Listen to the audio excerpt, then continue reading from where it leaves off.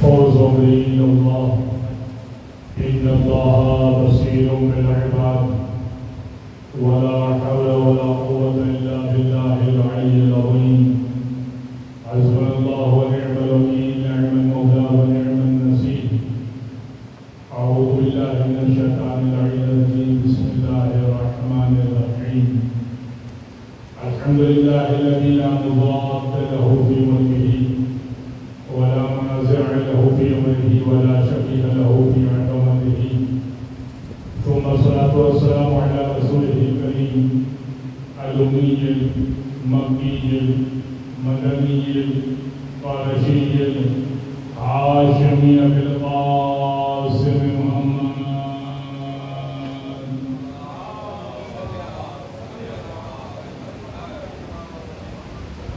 وعلى أهل بيته الطيبين الطاهرين واللعنة الدائمة على أعدائهم أجمعين من يوم ظلمهم وعداوتهم إلى قيام يوم الدين أما بعد فقد قال الله سبحانه وتعالى في محكم الكتاب المبين بسم الله الرحمن الرحيم وكل شيء أحصيناه في إمام مبين وقال تبارك في كتاب مبين أيضا بسم الله الرحمن الرحيم لا ريب ولا يأس إلا في كتاب مبين صلى الله على محمد وعلى محمد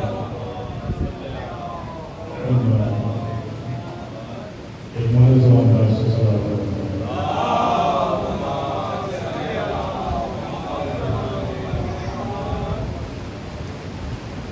حضرت گرامی پروردگار متعال کا شکر ہے کہ اس نے ہمیں پھر سے فرش اعضا پڑھانے کی توفیق عطا کی کہ فرش اعضا وہ ہے کہ جس میں ایک عمل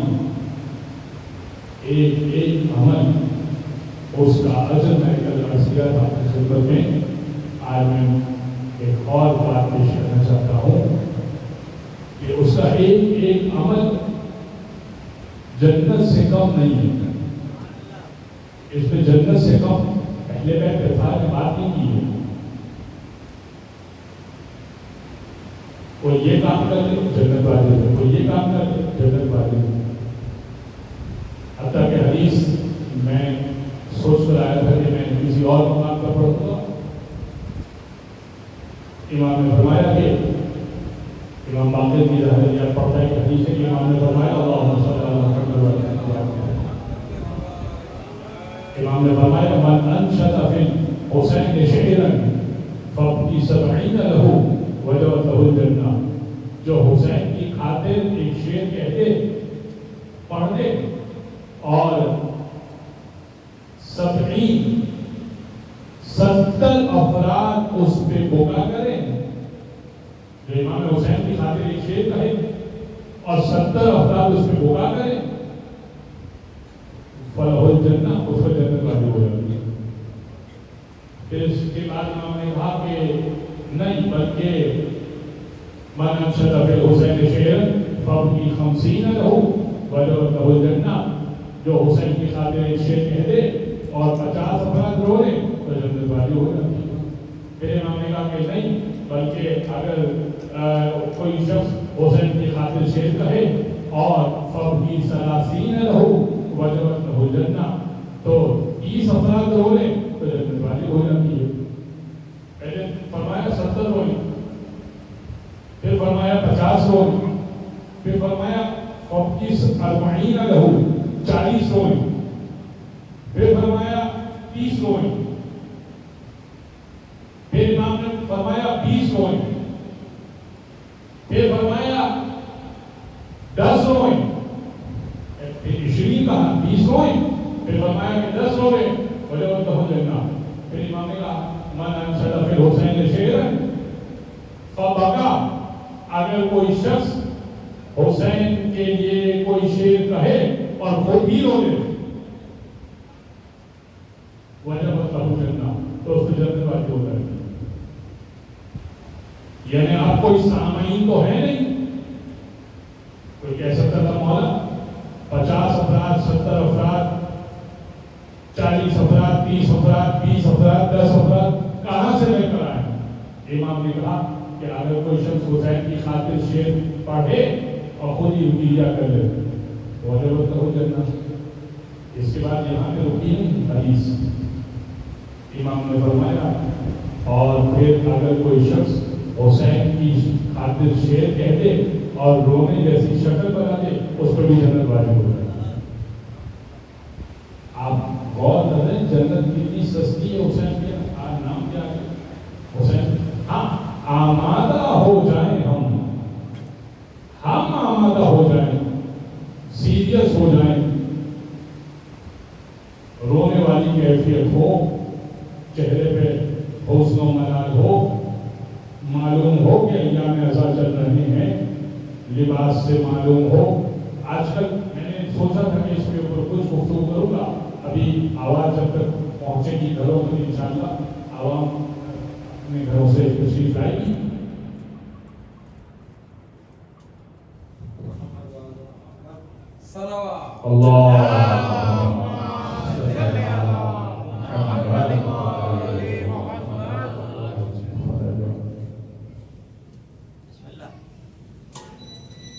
اچھا تو میں عرض آپ کی خدمت میں کر رہا تھا کہ آپ کے اندر یہ کیفیت پائی جائے, میرے اندر یہ کیفیت پائی جائے, مومن کے اندر یہ کیفیت پائی جائے کہ ایام غم منائے جا رہے ہیں. ابھی محرم شروع نہیں ہوا تھا, خواتین کا رش بڑھ گیا ہے. ان تمام جگہوں پر جو سجنے سنبھلنے کی جگہ ہے, اور اب اس لائن میں مرد حضرات بھی کچھ آگے بڑھ رہے ہیں. اب نیا لباس لیا جائے, آپ جائیے درزی کے پاس, کسی بھی درزی کے پاس, میری یہاں مجلس تمام ہو جائے, میری گفتگو تمام ہو جائے, آپ اٹھیے مجلس سے کسی درزی کے پاس جائیے, جا کے دیکھیے کیا ٹنگا ہوا وہاں پر, کالے کپڑے لٹکے ہوئے. یہ کون ہیں جو سوائے آئے ہیں؟ مومنین ہیں جو حسین پہ گریہ کرنے کے لیے اہتمام کر رہے ہیں. ہونا تو یہ چاہیے تھا کہ اس فراق میں ہم مرے جاتے کہ ہمارے گھر میں فرش عذابی سے تو ہم پرانے سے پرانا کپڑا نکالیں. ہاں کسی کی مجبوری ہو گئی, کپڑا چھوٹا ہو گیا, بھائی 2 مہینے پہلے ہم سے بات تھے, بہت ہی آخر میں یاد آیا تو چلیں ایک دن پہن لیتے, اس کو تھوڑا پرانا کر دیتے, اس کے اوپر سے پانی اتار دیتے, اور اس کے بعد سے کلف لگے ہوئے کپڑے پہنے ہوئے ہم نے دیکھے اپنی آنکھوں سے. سگے باپ کی میت پہ تو زیادہ پروٹوکول ہوتا ہے, اب میں نہیں دیکھا ہے. اور حسین ابن علی کی خاطر یہ امام فرما رہے ہیں کہ جو شخص ایک شعر کہتے اور خود رو لے, انداز بھی تو ہوگا نا کہ خود روئے شعر پڑھنے کے بعد. اگر اس نے لباس ہی پر توجہ دی ہوگی, باتیں آپ کو بری لگے تو بہت معذرت چاہتا ہوں, لیکن یہ باتیں بڑی ضروری ہیں, خواتین بھی سن رہی ہیں. خواتین میں سے بھی اگر کوئی اس طرف متوجہ نہیں ہے تو توجہ کریں. یہ وہ دن نہیں ہے کہ جس میں ہم یہ سوچیں کہ کہاں کا رخ کریں اور کہاں سجے سورے اور کہاں پر ہم. کوشش کریں کہ آپ کے گھر میں چولہا بھی کم سے کم چلے, نیاز پر جتنا سہارا لیا جا سکے تو یہ چلے. کوشش کریں کہ ایام غم کی کیفیت اختیار کریں. 8ویں امام کا طریقہ میں اس سے زیادہ گفتگو نہیں کروں گا, اس سے زیادہ مزید بات نہیں کروں گا. 8ویں امام کے گھر میں مرثیہ خواہ آیا کرتے تھے اور امام مرثیہ پڑھایا کرتے تھے. دیوبند کا واقعہ, پورا واقعہ میں پڑھ بھی نہیں سکوں گا اور نہ ہمارا عنوان ہے. جب دیوبند نے مرثیہ پڑھ لیا تو امام زنان خانے میں گئے, مستورات موجود تھی, اور مستورات سے کہا کہ میرے شاعر کو دینے کے لیے کچھ ہے. تو بیویوں نے کہا, یعنی امام موسی کاظم کی بیٹیاں, تو بیویوں نے کہا کہ آپ بیان کیجئے کہ کیا دیا جائے, کہ ہمارے پاس رقم تو موجود نہیں ہے. فرمایا کہ تمہارے گلے میں ہار تو موجود ہے, تمہارے گلے میں ہار تو موجود ہے, اور تمہارے کان میں باری تو موجود ہے. اگر یہ میرے شاعر کو ہدیہ دے سکو اور تمام نے اپنے گلے کا ہار اور اپنے کان کی بالیاں امام رضا کو دی کہ آپ اپنے شاعر کو ایک مرثیہ کہنے کے بدلے میں یہ تحفے میں دے دیں، اتنا سونا جمع ہوا کہ امام نے اس کی ایک گٹھڑی بنائی اور اس کے حوالے کی اور اسے کہا کہ مولا اس خاطر مرثیہ، اچھا یہ مرثیہ پڑھنے والوں کے لیے بھی بات ہے اور یہ ہدیہ دینے والوں کے لیے بھی بات ہے، یعنی یہ دو طرفہ بات ہے۔ پڑھنے والا تقاضا نہ کرے، دینے والا اتنا دے کہ جو جس طرح سے امام دیا کرتے تھے، آج جتنا امام دیا کرتے تھے وہ تو کوئی نہیں دے سکتا، جس شان سے امام دیا کرتے تھے اتنی تو کوشش کرے نا۔ تو دیوا نے کہا کہ مولا اس خاطر تو میں نے نہ کہا تھا کہ آپ نے مجھے یہ دے دیا۔ امام نے کہا کہ یہ ضروریات زندگی پورا کرنے کے لیے ہے، آخرت کا اجر تیرا محفوظ ہے، تیرا آخرت کا اجر بھی جا نہیں رہا کہ تو نے ذکر حسین کیا ہے نا، تو اب ذکر حسین کی بجائے اگر میں نے تجھے یہاں پہ ہدیہ دے دیا تو یہ جو ہدیہ دیا ہے نا یہ ہدیہ یہاں کام آئے گا، اور وہ جو تو نے ذکر حسین کیا وہ آخرت میں کام آئے گا۔ مگر کمال اس کے اندر کیا ہے، پڑھنے والے نے مانگا نہیں ہے، پڑھنے والے نے مانگا نہیں ہے، دینے والے نے دیا ہے، مولا نے دیا ضرور ہے۔ تو مولا کے گھر میں عرض کیا کرا تھا، مولا کے گھر میں مرثیہ ہوتا تھا۔ حضرت موسیٰ آخری بات کر کے امید ختم کر کے میں اپنا عنوان پر آ جاؤں گا۔ حضرت موسیٰ نے پوچھا، حدیث قدسی ہے، حدیث قدسی کس کو کہتے ہیں؟ لیکن ہمارے پاس حدیث کی کئی قسم ہے۔ حدیث کی ایک قسم تو یہ ہے جو وحی بنتی ہے، یعنی جو بات پروردگار نے کہی انہی الفاظ کے ساتھ رسول اللہ نے ہم تک پہنچا دی، تو یہ تو ہے قرآن۔ اور جو بات پروردگار کی تو ہے لیکن رسول خدا نے الفاظ اپنے استعمال کیے، یہ ہے حدیث قدسی۔ قدس کی حدیث ہے، زبان مصطفیٰ کی استعمال ہو رہی ہے۔ قدس کی حدیث ہے اور زبان مصطفیٰ کی استعمال ہو رہی ہے، تو حدیث قدسی ہے۔ اور حدیث کیا ہے؟ تاکہ حضرت موسیٰ نے سوال کیا کہ اے پروردگار یہ بتا کہ امت محمدی کو تمام امتوں پر امتیاز کیوں حاصل ہوگا؟ ہم تمام امتوں سے بہتر ہیں، یعنی بہتر سے مراد حالات تو بہتر نہیں ہیں، حالات تو ہمارے بہتر نہیں ہیں، ہاں لیکن اللہ نے ہمارے لیے اہتمام یہ کیا ہے رسول گرامی کے صدقے میں، رسول گرامی کے صدقے میں جو ان کی امت ہے کہ وہ گناہ جو پچھلی امتیں کر چکی، جس کے سبب بستیاں الٹ گئیں، جس کے سبب آسمان سے پتھروں کی بارش ہوئی، جس کے سبب کیا کچھ نہیں ہوا، اور قرآن میں ہر چیز کا ذکر ہے، امت محمدی کے اوپر وہ سب نہیں ہے۔ تو حضرت موسیٰ نے کہا کہ یہ جو امت محمدی میں ایسی کیا خصوصیت ہے؟ اے موسیٰ اللہ میں نے 10 چیزیں امت محمدی کو ایسی دی ہیں جو پچھلی امتوں کو نہیں دی ہیں، 10 چیزیں امت محمدی کو ایسی دی ہیں جو پچھلی امتوں کو نہیں دی ہیں۔ تو کون سی چیزیں 10؟ الصلاۃ والزکوٰۃ والصوم والحج والجمعہ والجماعت والعلم والکتاب والجہاد والعاشوراء۔ نماز، زکوٰۃ، حج، روزہ، جمعہ، جماعت، جہاد، علم، کتاب یعنی قرآن، یہ ساری باتیں آخر میں کہا والعاشوراء اور عاشوراء۔ حضرت موسیٰ نے کہا کہ یہ سب تو مجھے معلوم ہے کہ نماز کیا ہوتی ہے، روزہ کیا ہوتا ہے، جمعہ کیا ہوتا ہے، جماعت کیا ہوتی ہے، جہاد کیا ہے، علم کیا ہے، کیونکہ پچھلی امتوں کو اللہ نے اتنا علم نہیں کیا جتنا علم اس امت کو اللہ نے دیا ہے۔ تو یہ ایک تو سب مجھے معلوم ہو گیا۔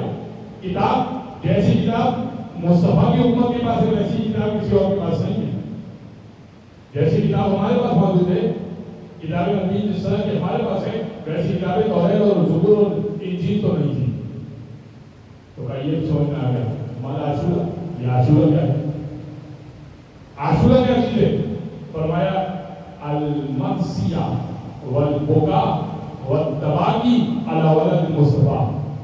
منسیہ پڑھنا، رونا، رونے جیسی شکل بنانا مصطفیٰ کے بچے پر، یہ عاشورہ ہے.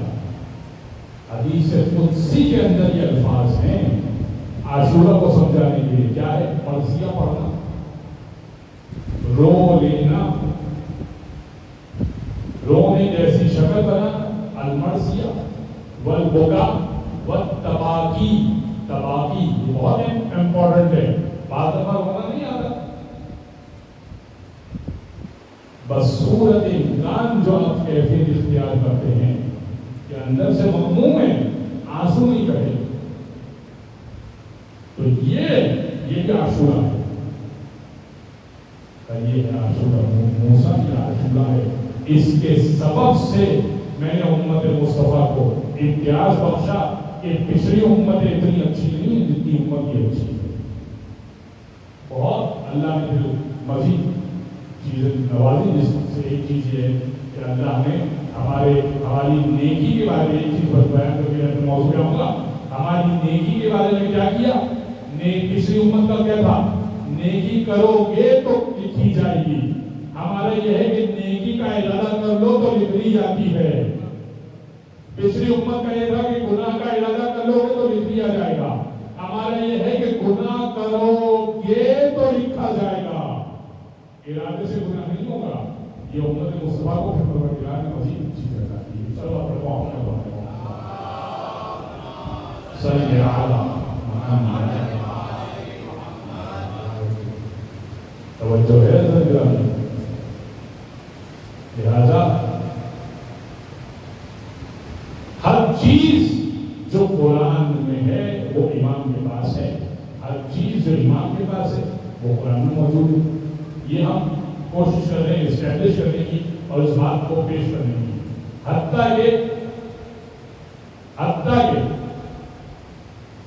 ماتس کو تم اللہ علیہ، یہ جو پتا ہلتا ہے نا، یہ بھی اللہ کے علم ہے. قرآن نے بیان کیا کہ یہ جو پتا ہلتا ہے اللہ یعلمھا، یہ اللہ کے علم ہے. یہ پتا ہل گیا، یہ پتا اب گرے گا، سب کچھ اللہ کے علم میں. تو جو کچھ اللہ کے علم میں ہے وہ سب کچھ قرآن میں بھی ہے. کل شیء احصیناہ فی امام مبین ولا ریب ولا یبس الا فی کتاب مبین. ہر چیز کو ہم نے کتاب مبین میں لکھ دیا ہے. مگر کتاب مبین کو سمجھائے کون؟ اس لیے رسول نے کہا تھا انی تارک فیکم ثقلین، میں تم میں دو بلا غلط چیزیں چھوڑے جا رہا ہوں. ثقلین کہتے ہیں ایک تو یہ کہ بھاری ہو، ثقل کہتے ہیں بھاری کو، وزنی کو. اب وزنی یہاں پہ ہم نہیں سمجھ سکتے. کیوں نہیں سمجھ سکتے؟ اس لیے کہ ایک مائک کا وزن ہے، میرے ہاتھ میں تسبیح ہے تو اس تسبیح کا ایک وزن ہے.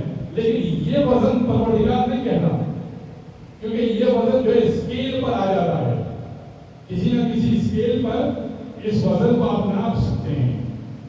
یہ جو رسول خدا پر فرما رہے ہیں کہ انی تارک فیکم ثقلین، میں تمہارے درمیان دو قیمتی چیزیں چھوڑے جا رہا ہوں، دو وزنی چیزیں چھوڑے جا رہا ہوں. ثقلین کے دو ترجمے، وزنی چیزیں چھوڑے جا رہا ہوں. اس کا کیا مطلب وزنی؟ کہ اسکیل پہ نہ بجا سکتا ہے؟ نہیں، یعنی یہ اتنی وزندار ہیں، اتنی اہمیت کی حامل ہیں کہ ان کو سمجھا نہیں جا سکتا، ان کو ناپا نہیں جا سکتا. کتاب اللہ ہی و عطرتی اہل بیتی، اللہ کی ایک تو اللہ کی کتاب ہے اور ایک میری عطرت میرے اہل بیت ہے، اور دونوں برابر کے وزن میں ہیں. یعنی جتنا وزن کتاب کا ہے اتنا وزن اہل بیت کا ہے. تو کتاب کا کتنا وزن ہے؟ سوال ہے نا. تو کتاب کا وزن کتنا ہے؟ آپ ایک قرآن کا مصحف اٹھائیے اور وزن کر لیجئے. ہو سکتا ہے کہ 1 کلو ہو یا 1.5 کلو ہو. اس وزن کی بات ہو رہی ہے؟ نہیں، اس کی بات نہیں ہو رہی. بات یہ ہو رہی ہے لو انزلنا ھذا القرآن علی جبل، اگر ہم اس قرآن کو پہاڑ پہ نازل کر دیتے فرأيته خاشعا متصدعا من خشية اللہ، تو تم دیکھتے کہ یہ پہاڑ اللہ کے خوف، اللہ کی خشیت سے ریزہ ریزہ ہو جاتے. یعنی اہل بیت، یعنی قرآن کا میگنیٹیوڈ، قرآن کا وزن اتنا ہے، الفاظ کے اندر روحانی طاقت، معنویت اتنی ہے کہ اگر یہ پہاڑ پہ نازل ہوتا تو پہاڑ چکنا چور ہو جاتا، پہاڑ ریزہ ریزہ ہو جاتا. اب سمجھیے اگر یہ والا وزن قرآن کا سمجھ میں آ گیا تو آئیے مباہلے کے میدان میں چلیے. مباہلے میں اسی لیے عیسائی کہہ رہے وہ چہرے دیکھ رہا ہوں، اگر پہاڑ کو اشارہ کرے پہاڑ جگہ چھوڑ. صلاۃ پڑھے محمد علیہ محمد.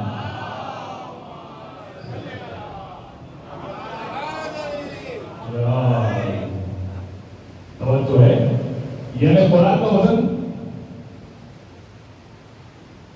یہ قرآن کا وزن اتنا ہے کہ پہاڑ برداشت نہیں کر سکتا. اور اہل بیت کا وزن کتنا ہے؟ اہل بیت کا وزن جتنا قرآن کا وزن ہے اتنا ہی اہل بیت کا وزن. اس لیے کہ دو برابر کی چیز چھوڑ جا رہا ہوں. اچھا، اس حدیث کو مکمل کر کے پھر میں مزید بات کرتا ہوں. پھر فرمایا کہ میں تمہیں دو چیزیں چھوڑے جا رہا ہوں، اللہ کی کتاب اور میری عزت میں رہنے میں، ماں ان تمسکتم بہما لن تضلوا بعدی ابدا، جب تک تم ان دونوں سے جڑے رہو گے لن تضلوا بعدی ابدا تو میرے بعد ہرگز گمراہ نہیں ہوگے. وَإِنَّهُمَا لَن يَتَفَرَّقَا حَتَّى يَرِدَ عَلَيَّ الْحَوْض، اور یہ دونوں بھی آپس میں کبھی جدا نہیں ہوں گے. حَتَّى يَرِدَ عَلَيَّ الْحَوْض، یہاں تک کہ قرآن بھی اور اہل بیت بھی میرے پاس حوض کوثر پہ حاضر ہو جائیں گے. یہ رسول اللہ کی مکمل حدیث ہے. اب اس کو ٹیمپر کر دیا. میں نے کچھ شروع میں بات کی تھی نا کہ کچھ بات بیان کروں گا. ایک انڈسٹری لگی ہوئی تھی، ایک فیکٹری لگی ہوئی تھی شام میں، جہاں پر ایک درہم کے بدلے ایک حدیث کہی جاتی تھی. تو اسی دوران اس حدیث کو چینج کیا گیا اور اس کا نیا ورژن آپ کو مل رہا ہوگا. سرچ کریں تو مل جائے گا. اور یہ جھوم جھوم کر پڑھی جاتی ہے، انی تارکم فیکم الثقلین کتاب اللہ و سنتی. میں تمہارے درمیان دو قیمتی چیزیں چھوڑے جا رہا ہوں، اللہ کی کتاب اور میری سنت. اہل بیت کو ہٹا دیا. اتنا خوبصورت ہے، لفظ تو اچھا لگایا ہے. تو سوال تو میرا یہ ہے، آپ نے تو لفظ لگا دیا، سنت لینی کس سے ہے؟ ایک میں مثال کے لیے سمجھا رہا ہوں. میرے بارے میں معلوم کرنا ہو کہ بھائی اٹھتے کب ہیں، سوتے کب ہیں، کھاتے کیا ہیں، پہنتے کیا ہیں، تو میرے گھر والے زیادہ بتائیں گے بہتر یا میرے پڑوس میں یا دور پڑے گا کوئی دوسرا بندہ بتائے گا؟ کون بتائے گا؟ میری سنت ہی ہوئی نا، روش طریقہ. تو میری سنت تو میرے گھر والے بتائیں گے. تو اگر آپ نے کسی مجبوری کے تحت اہل بیت کو ہٹا دیا اور سنت کا لفظ حدیث میں بڑھا دیا تو بھی ہم کہیں گے کہ آپ پھنس گئے ہیں. اس لیے کہ سنت ادھر ادھر سے نہیں لی جا سکے گی. رسول کا طریقہ کار کیا تھا ہم کسی اور سے نہیں پوچھیں گے. ہم سیدہ سے پوچھیں گے یا علی سے پوچھیں گے یا حسین سے پوچھیں گے. تو انہوں نے ایک اور حدیث پیش کر دی. یہ میں سمجھانا چاہ رہا ہوں کہ امام مبین کو دبانے کے لیے کیا کیا کام نہیں کیے گئے. جو امام مبین تھا، جو امام غریب میں روشن تھا، اس کو دبانے کے لیے اتنے حربے استعمال کیے گئے. تو اب انہوں نے ایک اور حدیث پیش کر دی کہ اصحابی کا نجوم، میرے اصحاب ستاروں کی مانند ہے. سبحان اللہ کیا کہتے ہیں. اور جس میں سے بھی ان میں سے جس کی بھی تو پیروی کر لو ہدایت پا جاؤ گے. یہ حدیث میرے اصحاب ستاروں کی مانند ہے، ان میں سے جس کی بھی پیروی کر لو تو ہدایت پا جاؤ گے. یہ حدیث اس کے مقابلے میں وضع کی گئی معلوم آپ کو؟ حدیث میں نے بتایا کہ شام کی فیکٹری میں حدیثیں بنی جاتی تھی. جب رسول کی جو اصل حدیث تھی، اصل حدیث کو دیکھا جاتا تھا، اس کے مقابلے میں ایک حدیث بنا دی جاتی تھی کہ دیکھو جب بھی علی کی فضیلت کوئی پڑھے تو تم یہ پڑھ دینا. جب کوئی یہ کہے انا مدینۃ العلم وعلی بابھا، میں علم کا شہر ہوں، علی اس کا دروازہ ہے، تو تم کہہ دینا کہ نہیں فلاں اس کی چھت ہے، فلاں اس کا فرمان ہے. حدیث مکمل ہے. تو ایسی بہت ساری حدیثیں بنائی گئی، اس میں سے ایک حدیث یہ کب کس کے مقابلے میں بنائی گئی یہ سنیے گا. رسول کی حدیث تھی مثل اہل بیت کا مثل سفینۃ نوح من رکبها نجا ومن تخلف عنها غرق وهوى. توجہ ہے نا آپ کی، پریشان تو نہیں ہو رہے، بات سمجھ میں آ رہی ہے میری؟ رسول اللہ کی حدیث تھی. حدیث کیا تھی؟ حدیث یہ تھی مثل اہل بیت کمثل سفینۃ نوح، میرے اہل بیت کی مثال سفینہ نوح کی مانند ہے، کشتی نوح کی مانند ہے. میرے اہل بیت کی مثال کشتی نوح کی مانند ہے. من رکبها نجا ومن تخلف عنها غرق وهوى. جو اس کشتی نوح میں پیر جس نے رکھ دیا تھا وہ بچ گیا تھا. میرے اہل بیت کی مثال سفینہ نوح کی مانند ہے، کشتی نوح کی مانند ہے. جو اس میں سوار ہو جائے گا وہ بچ جائے گا، جو اس سے روح گندا نہیں کرے گا وہ ہلاک ہو جائے گا. رسول نے تو یہ فرمایا. اس کے مقابلے میں حدیث یہ بنا دی میرے اصحاب ستاروں کی مانند ہے. کیوں؟ کیونکہ کشتی چلتی ہے ستاروں کو دیکھ کر. تو جب بھی آپ یہ حدیث پڑھیں گے، جب بھی آپ یہ حدیث پڑھیں گے کہ رسول نے یہ فرمایا کہ میرے اہل بیت کی مثال سفینہ نوح کی مانند ہے، تو سامنے سے کوئی من چلا پڑھ دے گا کہ اصحابی کا پوچھوں، میرے اصحاب ستاروں کی مانند ہے، اور اہل بیت کی کشتی کیسے چلے گی جب تک کہ ستارے نہیں ہوں گے؟ واہ سبحان اللہ. اب آپ کیا جواب دیں گے؟ جواب تو دیکھو نا، جواب ممبر سے ہی تو ملے گا نا، جواب تو ممبر سے ملنا چاہیے. اس پہ آیت اللہ ناصر مکاری شہر نے پورا مقالہ لکھا. انہوں نے کہا اول تو یہ وضع کردہ حدیث ہے تو اس پہ کیا کلام کرے بندہ، کیا بات کرے، جھوٹی حدیث کے اوپر کیا بات کرے. لیکن اور اسے کو آرگومنٹ ہم مان لیتے کہ حدیث ٹھیک ہے، حدیث سچی ہے، میرے اصحاب ستاروں کی مانند ہے، جس کی پیروی کر لو گے تو نجات پا جاؤ گے. سبحان اللہ، کیا حدیث ہے. لیکن رسول نے کہا مثل اہل بیت کا مثل سفینۃ نوح، میرے اہل بیت کی مثال سفینہ نوح کی مانند ہے. رسول نے صرف کشتی کا کہا ہوتا نا تو ہم یہ والی حدیث مان لیتے. رسول نے کہا سفینہ نوح کی مانند ہے، کشتی نوح کی مانند ہے، اور کشتی نوح تو چلی ہی دن میں تھی. بھائی کشتی نوح تو چلی ہی دن میں تھی، تو اصحابی کا تجربہ والی حدیث کا کیا فائدہ ہے؟ کہا دوسری بات، کہا اصحاب میں علی ہے یا نہیں ہے؟ آپ اصحاب میں علی کو شامل کرتے ہیں یا نہیں کرتے؟ کرتے ہیں، سب کرتے ہیں. جو لوگ اصحابی کا نجوم والی حدیث کو ٹھیک کہہ رہے ہیں وہ اصحاب میں علی کو شامل کر رہے ہیں یا نہیں کر رہے؟ میرے اصحاب ستاروں کی مانند ہے. کہ چلو مان بھی لیں کہ سفینہ نوح رات کو چلا تھا، تو ہمارے لیے علی جیسا ستارہ کافی ہے جو اہل بیت کی کشتی کو لے کر چلے گا. ہمیں کسی اور ستارے کی ضرورت نہیں ہے. لہذا اتنا امام مبین کے اوپر بھی حملہ ہوا اور قرآن مبین پر بھی حملہ ہوا. قرآن مبین پہ کیسے حملہ ہوا؟ اب ظاہر ہے کہ الفاظ کو تو بدلا نہیں جا سکتا تھا، ہاں ترجمے کو بدلا جا سکتا تھا. تو وہ افراد کے جو مولا کا مطلب دوست دے رہے تھے انہوں نے اہدے کا ترجمہ بھی دکھا کر دیا. میرے جو نوجوان سننے والے ہیں اکثر پوچھتے ہیں نا، جیسے آپ بات کی لیے تو میں آپ کی خدمت میں عرض کروں. اہدنا الصراط المستقیم، اچھا بھائی اس سے پہلے کی بات کرتا ہوں میں. اور وہ یہ ایک اپنا کہتا ہے کہ بھائی علی کو کیوں پکارتے ہیں، حسین کو کیوں پکارتے ہیں؟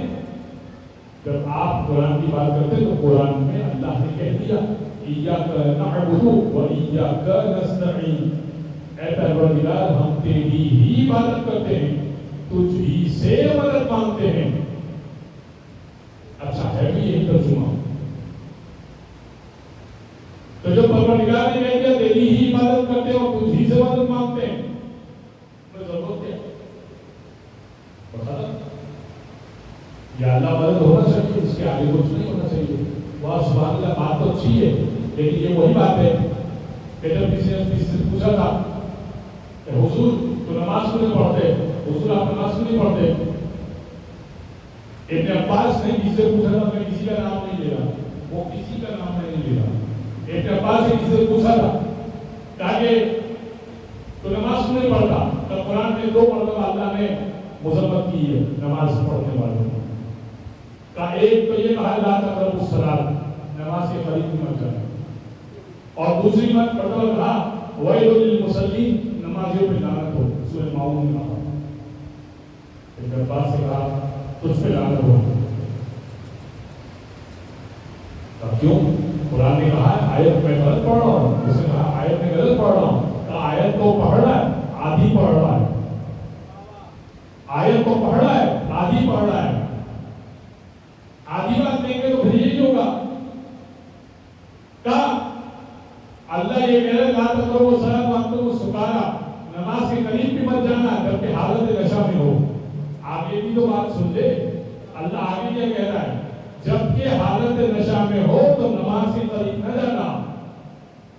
اور جو پروردگار یہ کہہ رہا ہے ویل للمصلین، نمازیوں پہ لعنت ہو، تو پروردگار یہ کہہ رہا ہے الذین هم یراؤون، وہ لوگ کے جو نماز ریاکاری اور دکھاوے کے لیے پڑھتے ہیں۔ تو ریاکار جو لوگ ہیں ان نمازیوں پہ لعنت ہو۔ وہ نمازی، اور نماز کس کام کی؟ وہ نمازی کام کرنا، نماز کام کی۔ تب یہ امام ابی کو چھپانے کے لیے اور امام ابی کو پیچھے کرنے کے لیے آدھی بات آپ کو نوٹ کی جائے گی۔ کیا بات نوٹ کی جائے گی؟ کہ حضور دیکھیے قرآن خود کہہ رہا ہے ایاک نعبد و ایاک نستعین، اے پروردگار ہم تیری عبادت کرتے ہیں، تیری عبادت کرتے ہیں اور تجھ سے مدد مانگتے ہیں۔ اور آپ بھی بڑے پریشان ہو گئے کہ سورہ الحمد میں تو یہ کہا ہے، اب کیا کیا جائے کہ کہہ تو دیا پروردگار نے، بس اتنا ہی کہا سورہ الحمد میں ایاک نعبد و ایاک نستعین، اور آگے کچھ نہیں کہا۔ اهدنا الصراط المستقیم صراط الذین انعمت علیہم غیر المغضوب علیہم ولا الضالین، یہ سب نہیں کہا۔ کیا کہا پروردگار نے؟ اے پروردگار سیدھے راستے پر قائم رکھ۔ ہم قائم رکھ کر ترجمہ کرتے ہیں، کچھ لوگ ہیں جو دکھا کر ترجمہ کرتے ہیں، چلا کر ترجمہ کرتے ہیں، پھر آخری میں کہتے ہیں آمین۔ اور جسے نہیں دیکھا ہو آمین کہے، اور جسے دیکھ لیا ہو الحمدللہ رب العالمین کہے۔ اے پروردگار سیدھے راستے پر قائم رکھ، صراط الذین انعمت علیہم، ان لوگوں کا راستہ جن پر نعمتیں نازل ہوئی۔ ابھی تو کہہ رہا تھا تیری ہی عبادت کرتے ہیں، تجھ ہی سے مدد مانگتے ہیں، یہ لوگ کہاں سے آ گئے؟ نعمتوں والے۔ راستہ تو اللہ کا ہے مگر نعمتوں والوں کے راستے پر چلا۔ کوئی ہے نعمت والا کہ جس کے راستے پر چلنا اللہ کے راستے پر چلنا ہے۔ غیر المغضوب علیہم ولا الضالین، اس کے راستے پر مت چلانا کہ جو ضالین ہیں، جو بھٹکے ہوئے ہیں، جس پر تیرا غضب نازل ہوا، اس کے راستے پر مت چلانا۔ اس کا مطلب کہ کچھ اور لوگ بھی ہیں کہ جو بھٹکے ہوئے بھی ہیں، جس پر اللہ کا غضب بھی ہے، اگر ان کے راستے پر چلے تو اللہ کا غضب آئے گا۔ اے پروردگار خود ہی سے مدد مانگتے، تیری عبادت کرتے کہاں گیا؟ پروردگار کہے گا مجھ سے مدد تو مانگتے ہو مگر ہاں راستہ ایک ہے نعمتوں والا۔ تو نعمت والا کون ہے؟ تو پروردگار نے کہا جب رسول نے اعلان کر دیا قدیر کا الیوم اکملت لکم دینکم واتممت علیکم نعمتی، دیکھیے کمال نہیں ہے، نماز کے آنے پر یہ نہیں کہا کیا خوبصورت نعمت عطا کی، روزے کے آنے پر نہیں کہا کیا خوبصورت نعمت عطا کی، دین تمام ہو گیا۔ جیسے ہی مسلمانوں نے زکات نکالنا شروع کی نا تو پروردگار نے یہ نہیں کہا کہ ہاں سبحان اللہ کیا خوبصورت تم نے کام کیا، آج دین تمام ہو گیا، نعمتیں تمام ہو گئی۔ جب رسول اللہ نے یہ کہہ دیا من کنت مولا، جس کا میں مولا اس کا ہی علی مولا، تب پروردگار الیوم اکملت لکم دینکم واتممت علیکم، آج دین کامل ہوا، آج نعمت تمام ہوئی۔ یہ علم میں نعمتوں والا علی ہے جس کا تذکرہ ہو رہا ہے۔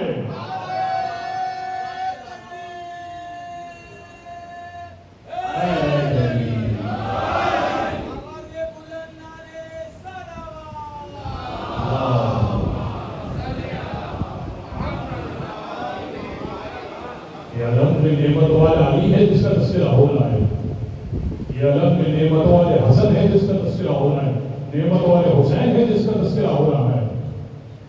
آج دین کامل ہوا، آج نعمتیں تمام ہوئی۔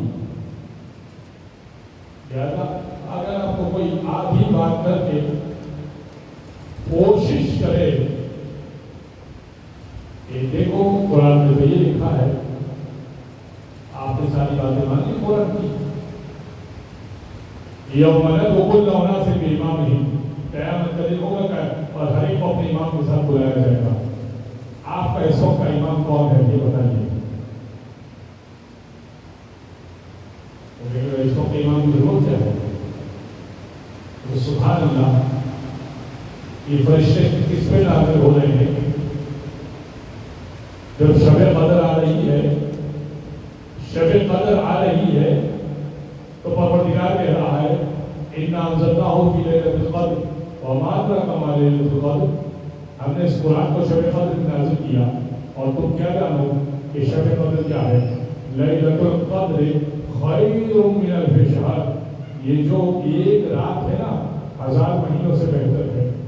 تنزل الملائکۃ والروح، اس میں ملائکہ بھی نازل ہوتے ہیں اور ہوتے رہیں گے۔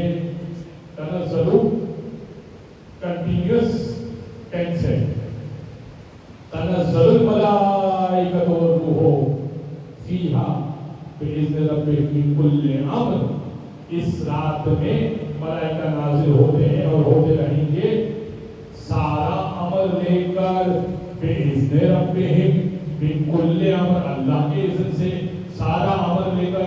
تو کوئی اولي الامر تو ہو، کوئی اولي الامر تو ہو، تو کوئی مسجد کا مولوی کہہ دے کہ جیسے ہی شب 27 آئی، آپ شب 27 بات مان لیجئے، شب 23 مان لیجئے، راتوں پہ تو اتفاق ہے نا، شب 23 مان لیجئے، شب 25 مان لیجئے، شب 27 مان لیجئے، شب 29 مان لیجئے، کوئی مسجد کا مولوی یہ کہتا ہوا نظر آئے کہ اس سال 1446 ہجری کے رمضان جو ہمارا گزرا یا 47 کا جو رمضان ہمارا گزرا، تو ہم نے ہمارے اوپر ملائکہ نازل ہوئے تھے اور سارا عمل لے کر، حضور یہ بتائیے میرے گھر میں بچے کتنے ہیں، میرے گھر میں رہنے والے کتنے ہیں؟ یہ تو نہیں معلوم، لیکن ہم تمہارے رزق کی برکت کی دعا دے سکتے ہیں،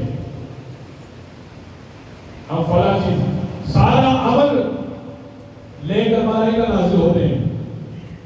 کوئی عمل تو ہونا چاہیے نا، کوئی تو ایسا ہونا چاہیے جس پر سارے ملائکہ نازل ہوتے ہیں، ہمارے پاس تو ہے۔ اور یہی شب سورہ قدر اس بات کی دلیل ہے کہ امام موجود ہے۔ اچھا بعض لوگ کیونکہ امام مہدی کا تذکرہ نکل آیا ہے، امام مہدی سے متعلق کچھ باتیں پیش کر دوں۔ لوگ بعض دفعہ یہ کہتے ہیں کہ اتنی طویل حیات کیسے ممکن ہے؟ اور سبحان اللہ، اور یہ جو شیطان ہے یہ کب سے ہے؟ بھائی آدم کی خلقت سے 6000 سال پہلے تک عبادت کر رہا تھا اور آج تک موجود ہے، اتنی طویل حیات کیسے ہے؟ تب کہہ دیں کہ اللہ جیسے چاہے کرے۔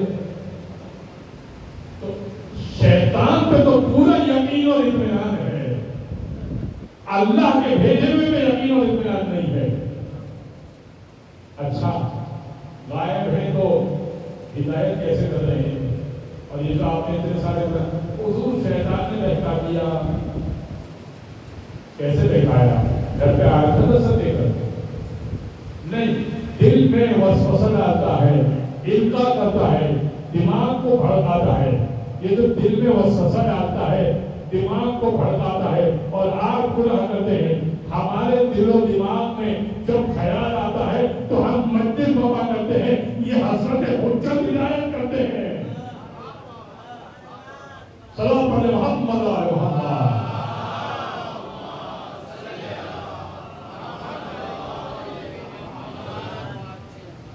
امام کے دور میں ایک فرقہ تھا، بھائی آخری بات کرके میں منزل وسائل چلاتا ہوں۔ قدریہ فرقہ، پہلے جبریہ فرقہ تھا، پھر قدریہ فرقہ تھا۔ جبریہ فرقہ کیا تھا؟ جبریہ فرقہ بھی شام کی حکومت نے، آج تھوڑی تاریخ اس کے متعلق باتیں ہوئی، اس سے یہ باتیں ضروری تھی میرے عنوان سے مربوط ہو سے، اور سنیے گا اس بات کو۔ جبریہ فرقہ کیا تھا؟ جبریہ فرقہ یہ تھا جو کرتا ہے اللہ کرواتا ہے۔ یہ بھی شام کی طرف سے آیا تھا، جو کرتا ہے اللہ کرواتا ہے، جو کرتا ہے اللہ کرواتا ہے۔ ہم تو کچھ نہیں کر سکتے، ہم تو مجبور، جو کیا اللہ نے کروایا، قدر کر دیا، نام اللہ پہ ڈال دیا، لوگوں کو بے گناہ مار ڈالا، اللہ پہ نام ڈال دیا۔ کیوں یہ عقیدہ وضع کیا تھا؟ یہ عقیدہ اس نے وضع کیا تھا کہ جب نعوذ باللہ کہ علی کو زہر دے دے، نام اللہ پہ ڈال دیا۔ جنگ صفین میں اصحاب کو قتل کر دے، نام اللہ پہ ڈال دیا۔ جو کرتا اللہ کرواتا ہے۔ اس کے مقابلے میں ایک اور گروپ کھڑا ہوا، اس نے کہا نہیں، انسان مختار ہے، اور جو رکھیے گا انسان مختار ہے، اس کے بعد پورا اختیار ہوتا ہے، ہم سب کچھ کرتے ہیں، جو کرتے ہیں ہم سب کچھ خود کرتے ہیں، اور جو کرتے ہیں ہم سب کچھ خود کرتے ہیں۔ ایک فرقہ یہ بھی بڑا، امام علی سے پوچھا گیا مولا ان سے دونوں میں سے سچی بات کون سی ہے؟ جو کرتا ہے اللہ کرواتا ہے، یہ بات ٹھیک ہے؟ جو کرتے ہیں ہم خود کرتے ہیں، یہ بات ٹھیک ہے؟ کیا ٹھیک ہے بھائی؟ کچھ تو ٹھیک ہوگا نا، جو کرتا ہے اللہ کرواتا ہے، یعنی میرا مجلس میں آنا اللہ کی وجہ سے ہے، تو اس کا مطلب ہے کہ میں پھر کوئی گناہ کرتا ہوں تو وہ بھی اللہ پہ ڈال دوں۔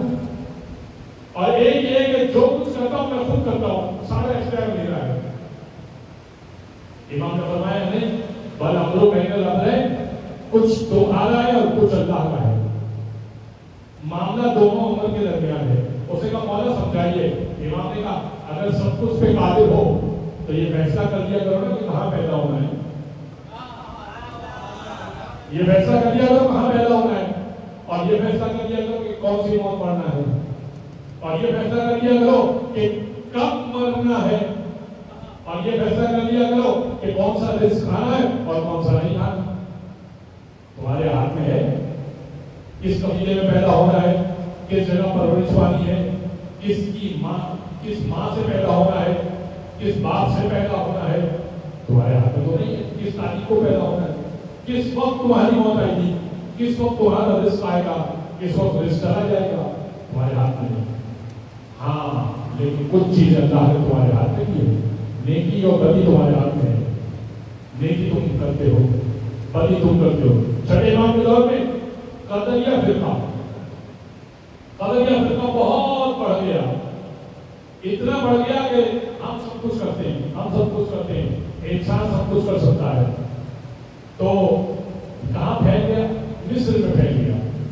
تو مصر کے بادشاہ نے خط لکھا، خط لکھنے کے بعد اس نے حجاز میں خط لکھا، اور خط لکھنے کے بعد کہا کوئی ایسا بندہ کو بھیج کہ ان علماء کا منہ بند کروا سکے، کوئی ایسا بندہ بھیج کہ ان علماء کا منہ بند کروا سکے۔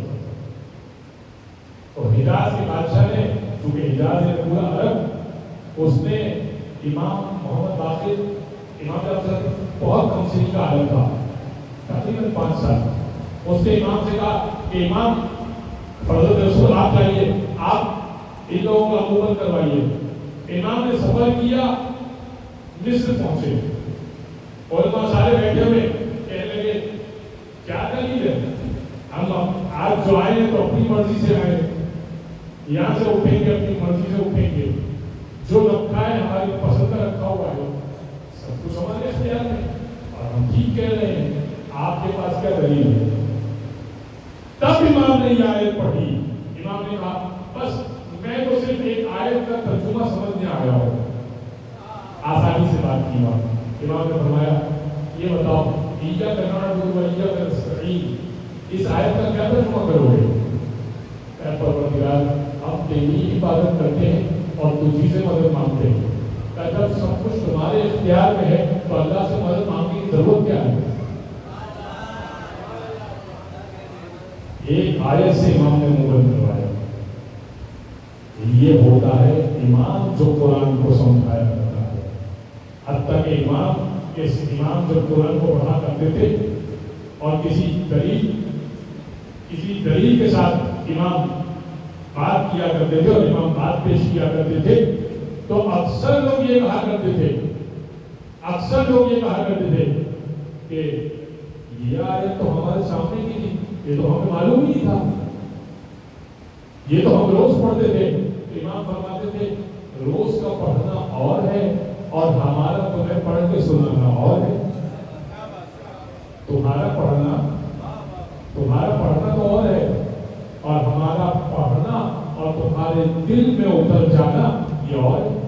دل میں اتارتے ہیں ہمارے لوگ۔ بس حضرت گرامی یہ ہے امام مبین، یہ اہل بیت کے افراد ہیں۔ من رکب نجا ومن تخلف عنها غرق وهوى، جو ان کو چھوڑ دے غرق ہو جائے گا۔ یہ بدقسمتی ہے ان افراد کی کہ جو فرش رضا کو حاصل کر سکنے کے باوجود اس نعمت سے محروم۔ بہت بڑی نعمت ہے فرش رضا، یہ 10 دن کی یونیورسٹی پوری دنیا میں جو امام نے قائم کی، اس سے ہم بہت کچھ سیکھتے ہیں، سمجھتے ہیں۔ لیکن جب فرزند رسول ہر شخص امام کے پاس جاتا ہے، لیکن کمال یہ ہے کہ امام نے کس کو خط لکھا، ہر شخص امام کے پاس جاتا ہے اور امام نے کس کو خط لکھا۔ اللہ آپ کو انہی ایام رمضان اور مجھے صفت کے اللہ سے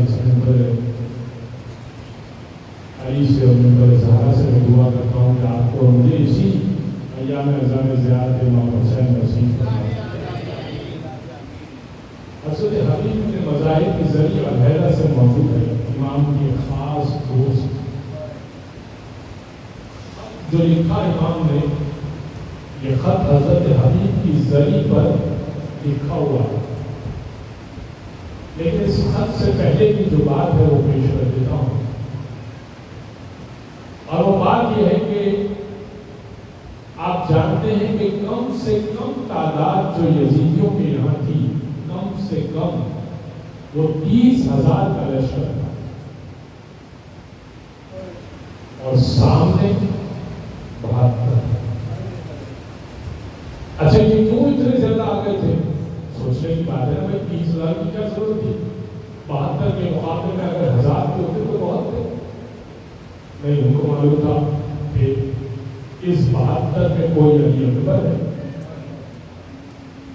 کوئی قاسم ہے، کوئی عباس دلاور ہے، کوئی حسین بن علی، ان سے جنگ کرنا آسان نہیں ہوگا، ان کا بچہ ہمارے 1000 کے اوپر بھاری، ہمارے 1000 میں ان کا بچہ بھاری، اس سے 30,000 کا لشکر، 30,000 کا لشکر ان کے پاس موجود تھا۔ اچھا یہ 30,000 ایک ساتھ تو نہیں آ گئے تھے، آپ کل مسائل میں سن چکے کہ اور 1000 کے لشکر کے ساتھ آئے، یہ رفتہ رفتہ بڑھتے جا رہے تھے، اور جیسے ہی بڑھتے تھے نا تو تکبیر صدا بلند اللہ اکبر.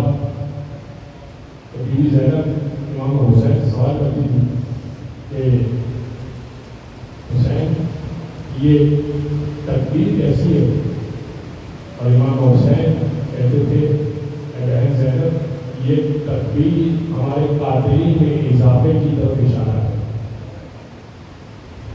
آپ سوچ سکتے ہیں کہ جب بھی تکبیر ہو رہی ہے اور بی بی زینب سوال کر رہی ہے تو بی بی زینب کے دل پر کیا گزر رہی ہے کہ میرے بھائی کو قتل کرنے والے 1000 افراد پڑھ رہے ہیں, 500 افراد پڑھ رہے ہیں, 2000 افراد پڑھ رہے ہیں. پھر آخر بی بی زینب نے کہا تو حسین ایسا کوئی کیوں نہیں ہے کہ جب وہ آئے ہمارے لشکر میں تو ہمارے یہاں سے بھی تکبیر ہو. امام نے کہا ہے تو صحیح, اگر میں خط لکھوں گا تو آئے گا بھی ضرور. 7 محرم کو امام نے 2 جملے کا خط لکھا ہے. طویل خط نہیں ہے, نہ امام کے پاس اتنا وقت ہے نہ, اور امام کو یہ معلوم ہے کہ دوست کتنا سمجھدار ہے. امام نے خط لکھا ہے من الحسین ابن علی الی رجل فقیہ حبیب ابن مظاہر. یہ خط حسین کا حبیب ابن مظاہر رجل فقیہ, ایک مرد جو دین کو سمجھتا ہے, اس کی جانب ہے. انت تعلم قرابتنا من رسول اللہ. حبیب آپ تو جانتے ہیں کہ ہماری کیا نسبت ہے رسول اللہ سے. آپ تو جانتے ہیں کہ ہماری کیا نسبت ہے رسول اللہ سے. فلا تبخل بنا بنفسک, ہمارے معاملے میں بخل سے کنجوسی سے کام نہیں ہے. یجازی کا جدی رسول اللہ, آپ کو اجر رسول اللہ عطا کرے. بس ختم ہو گئی بات. حسین کی بات تمام ہو گئی. کیا لکھا؟ آپ رشتہ داری جانتے ہیں, اپنے معاملے میں کنجوسی سے کام نہیں لینا, اجر رسول اللہ کو. بس خط پہنچا 8 محرم کو حبیب کے دروازے پر. دستک ہوئی, حبیب دوپہر کا کھانا کھا رہے تھے.